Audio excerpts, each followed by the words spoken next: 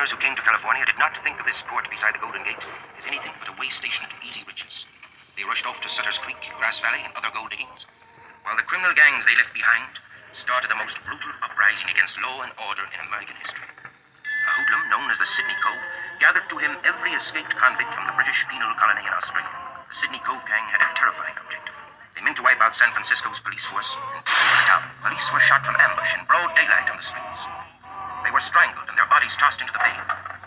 1,200 murders and only one man hanged for them. Go tell the Sydney Cove we got ourselves another copper and threw him in the bay. In his campaign of terror against the police, the Sydney Cove shanghaied them and sold them into ships bound for China. San Francisco then was a town of 15,000 without a police force. The Californians. California, I've come to live where life is best. In the golden west, I'm gonna strike it rich in California.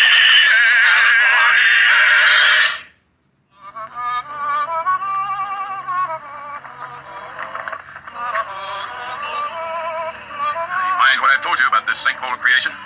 I will, sir.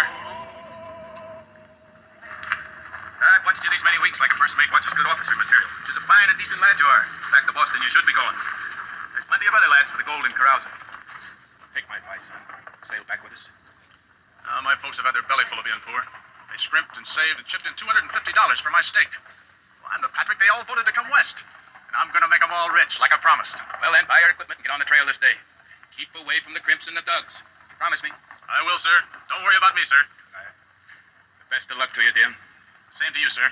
When I get rich, I'll buy you a ship of your own, and we'll sail her back together. Till then, here's that tobacco pouch you wanted but wouldn't buy in Rio. Throw the old one away. Compliments of a millionaire.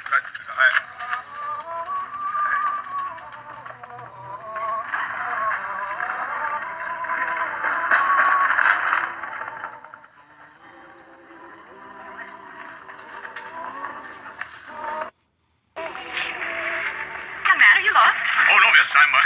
I'm looking for a mining outfit. I'm Mrs. McGivern, and you'll find my husband inside. See, I shouldn't have called you miss. The pretty darlings are always married. Why, thank you. It's been my pleasure, ma'am.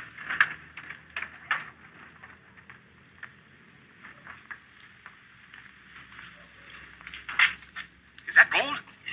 Is it real? Green one, just off the ship. I never saw real gold nuggets before. Well, dig in. Heft a few up. It's heavier than lead. It's the prettiest yellow color I ever saw. It'll be prettier when I get mine. Well, that makes just about 8,000, Mr. Tolson. Now, that more than squares what you and Mr. Henley owe. Are you going to be outfitting again, or do you want to cash all this in? Got a new claim up in Grass Valley, Mr. McGivern. And one in Shirttail Gulch.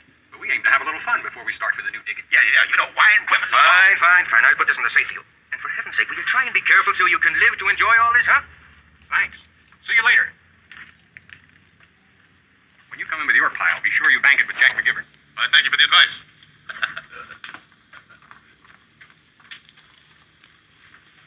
Where do you come from, son? Boston, sir. My name is Dean Patrick. I like a miner's outfit. You would, huh? How much money you got? $250. That's just about enough to buy a pick, a shovel, and a frying pan. What? What are you going to do for an animal? An animal? Yes, you need something to get you the diggings, you know. Now, what do you prefer, a horse or a mule? Well, whichever's best, Mr. McGivern. A mule. Well, don't they kick and bite sometimes? No, I never saw one yet that didn't get along with us Irish fellas. They seem to like us, you know. Then I'd rather have a mule. Fair enough. I'll tell you what you do. You just take this down to my good friend Jim O'Connor. You'll find him in the Pacific Saloon. Tell him to charge it on your account with me. If you'd like a reference, I'll get one from my good friend Mr. Andrews. He's made at the Clipper Mary Ann. All right, if it makes you feel better. Oh, and incidentally, I wouldn't be carrying all this money around with me if I were you. Oh, I can take care of my money, all right. They've been soaked in brine day and night for 2 months. Great protection against a gun or a knife, aren't they? Now, don't you worry at all. I'll be back all right, Mr. McGivern.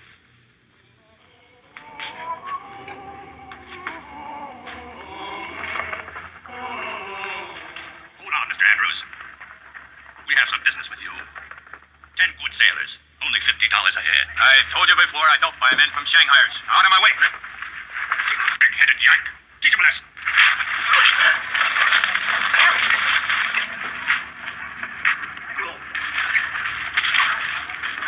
Mr. Andrews! Stay out of it, son. That was a Sydney Cove. It's my friend.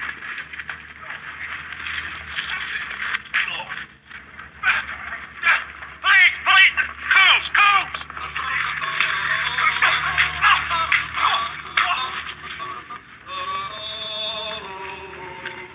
Quick, into the saloon with him. Come on.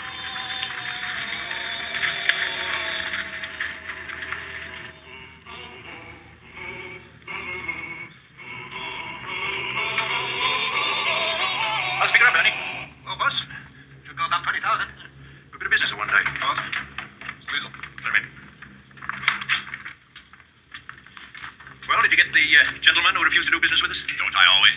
First Mate Andrews is in a bunk down below, and he won't be saleable to the China trade for about a week. That'll teach these crimship officers to go howdy Joe on us.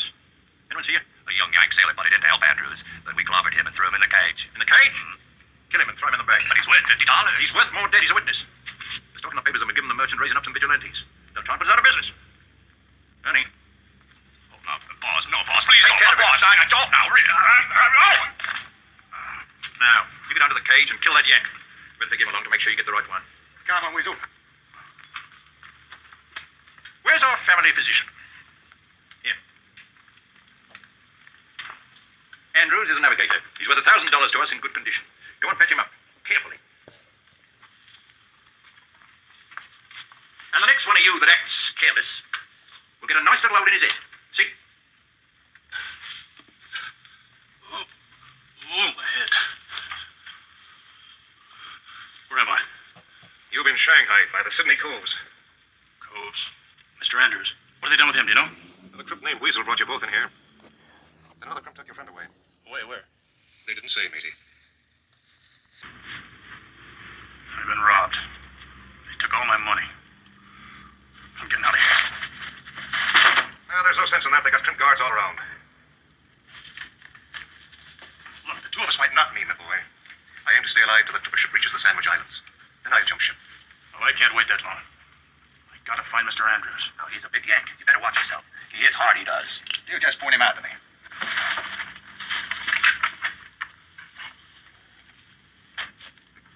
Dead to the world, all of them. Which one's a Yank? No, please! Come on, get us out of here. What'd you do that for? How I felt like it. Go on, take the big one's coat and hat. Move! They've been out of guns. You all finished, Weasel? Aye. Hey, wait a minute. You ain't the Weasel. And you ain't Ernie.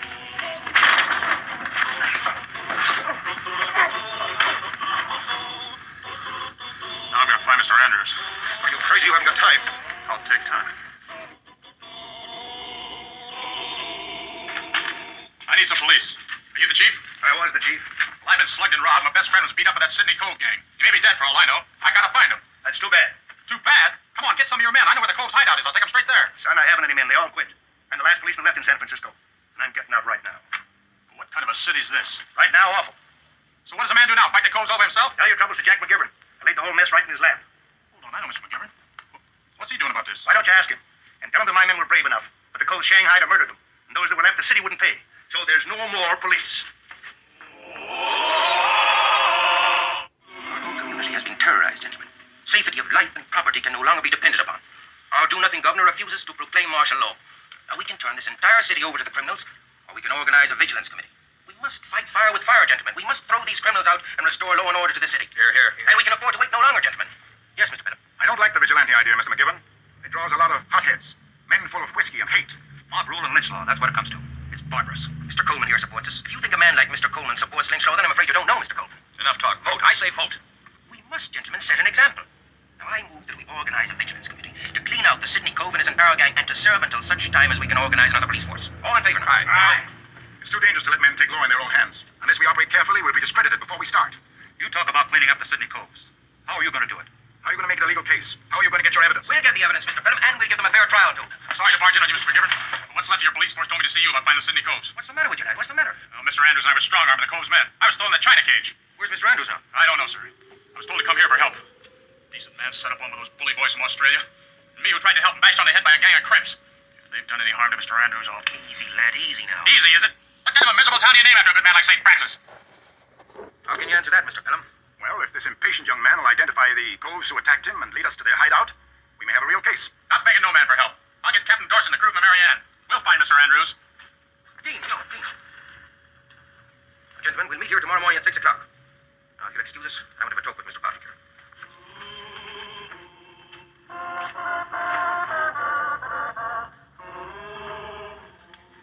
I wish you'd try and understand that this is not just a simple brawl between your shipmates and the Sydney Cove gang, you know.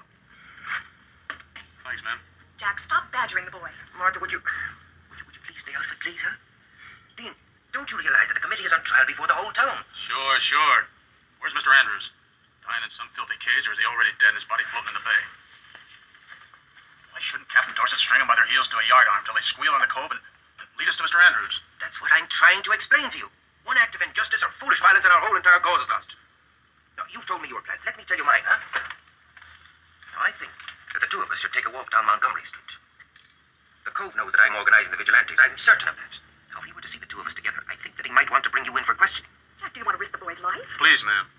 I can take care of myself. You didn't do so well before. Oh, Martha.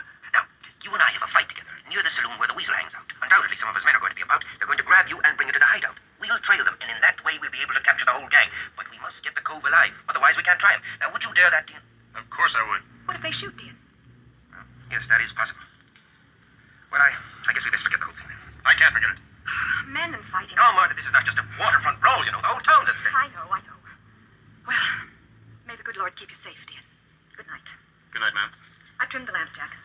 Just turn the wicks down, don't blow them out. Good night. Well, I suppose she's right. The whole business is too risky. The time has come to mash some heads, and you know it. I put it to you honest, sir. Either I follow your plan, or a couple hundred sailors will take this town apart. Every stick and stone till we find Mr. Andrews. Now, do we go or not? Easy, man, easy. When you spot one of them, call over and clout me one. Make it real. You better fall away from the punch. I don't want to hurt you. Thanks. When you get in, son, don't let the Cove frighten you. You frighten him. There's one of them now.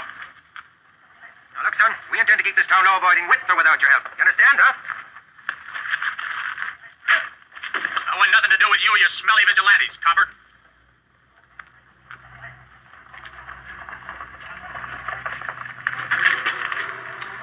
Inside.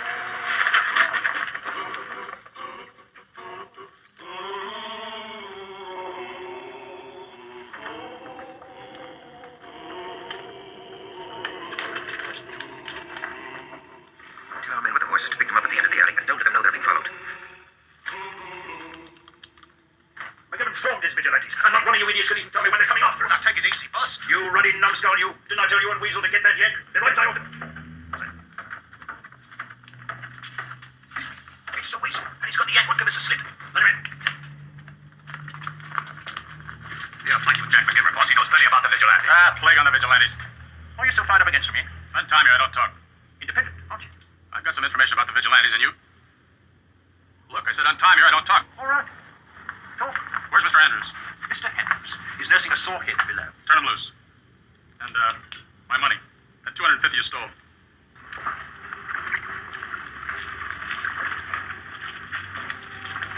Now then. Talk.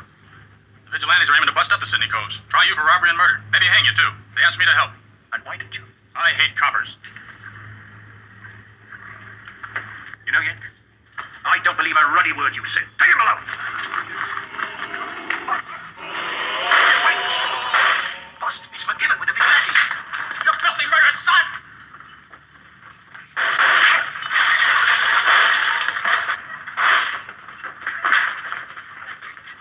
I'm gonna throw you in a bay like you threw the others. Stop it, Dean. Stop it. Put him down. I'm all drowning's too good for this dirty Put him kick. down. Gotta keep him alive for the trial. Come on, take him away. Alfred Perkins, alias the Sydney Cove stand-up. Yes, sir. This committee is satisfied that Mr. Andrews and Mr. Patrick are telling the absolute truth. Therefore, you and your men are guilty of assault and robbery. Please, gentlemen, please. Alfred Perkins? Yes, sir. You and your men escaped from a penal colony in Australia. It is the sentence of this committee that all of you be deported to Australia on the very next ship. Please, gentlemen, please. The vigilantes must prove that they can act with justice. Now, many citizens oppose us, therefore we cannot start our work by hanging people, no matter how much they might deserve it. This meeting stands adjourned. The deportation of the Sydney Cove gang did not end crime in San Francisco. Many more dangerous criminals were untouched. Crimes were to become more numerous and brazen than ever. The Vigilance Committee would have to remain in action because a constant supply of fresh victims made this city of gold the criminals' happy hunting ground. The Vigilance Committee was so impressed with the courage of Dean Patrick that they instructed me to keep him here. The answer's no, Mr. McGivern. I'm heading for the gold. You think that every rock you turn over is going to be yellow with ore? Well, it won't be. I know. I was there. He's really trying to tempt me, isn't he? Why? We want to make San Francisco a law-abiding city. Now, if any more trouble starts, and I'm afraid it will, the committee would like you to help us. The plague on San Francisco and its committee. I didn't come here to play copper in this miserable little town. No, I'm sorry, sir, for getting angry, but I came here for gold, and I aim to get it. Lots of it. You'll come back hungry, Dean, and with nothing. Now, if it's gold you want, why don't you stay here? Now, I'll make you a partner in my business, and I guarantee you that you'll make more money selling shovels here than digging with them out there. Now give up, will you, Jack? You had your bout with the gold fever. Let the boy have his. He may be luckier. Me and my mule both. I promised him 18-karat shoes on all 4 hoofs. You should get everything you make. You just hold your thinking for you. Here, Dean, take this quilt with you. It may be cold out there. Well, I thank you, Mrs. McGivern. I'll fill it full of gold nuggets just for you. Now, may as well take this, too. It may stop thieves from stealing your mule. Here's an extra cylinder. That gives you 12 shots. May the saints spare you, laddie. May the saints spare you too, sir. Look after him till I get back. I will. All ready, Goldie? Gold nuggets to California. Let's go find some color. All ready? Steve, try and keep that child from starving, will you? I'll be back in time to feed you through the winter. On lobster and champagne.